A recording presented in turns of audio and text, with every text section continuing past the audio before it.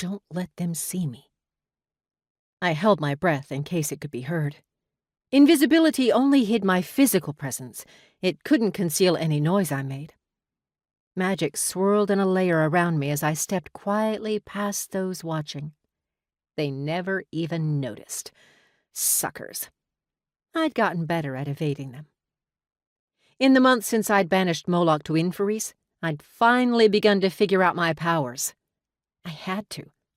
I couldn't ignore the missive I'd received from the so-called Emperor promising we'd meet. Wouldn't it figure that as soon as I rid Earth of one menace, another popped into its place? With that threat hanging over my head, I'd been practicing my magic daily, first figuring out how to call on it without the need for emotional turmoil. Where once I required rage or another strong emotion to adrenalize my power, I now could use my abilities simply by concentrating. Unlike the other witches, I didn't require special words or gestures. I only had to think to shape my magic. Think, for example, of being invisible, and I could step past Cain and Vance, who stood guard at the bottom of the stairs, waiting for me to appear. Some might wonder why I tried to avoid the two men I wanted in my bed. Simple. They wanted me to choose, but I refused. I liked them both, wanted them both, and I'd made it clear that nothing else would do. After all, polyamory had become a thing in recent years, and the books made it sound so yummy. Being men built on pride and victims of jealousy, they refused. They demanded I choose one or the other. I held firm, even as I teased them, which in turn tortured me.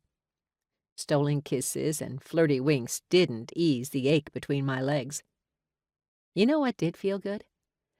Besting them, sneaking past the most gifted hunters the Reaper Guild had to offer.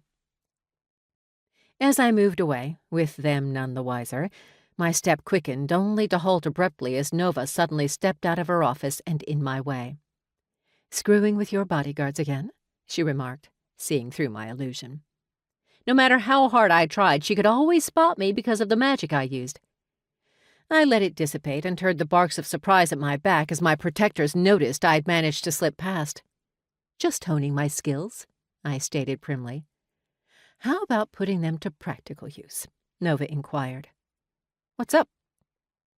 The last month had been quiet. With Moloch gone, the demons crossing over from Inferis to Earth had slowed to a mere trickle. Everyone assumed the biggest threat was over. But I knew better. I'd told Nova about the note, a note that disintegrated in my hand after I read it, leaving me with no evidence. She asked me if perhaps I'd dreamt it because I worried about Moloch's return. Nope, I knew he was dead. Just like I knew the biggest challenge was to come. And I wasn't entirely sure it was this Emperor of Inferis.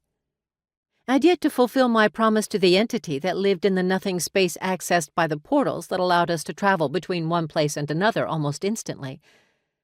A voice no one else heard, and yet talked to me every time I stepped into that between space.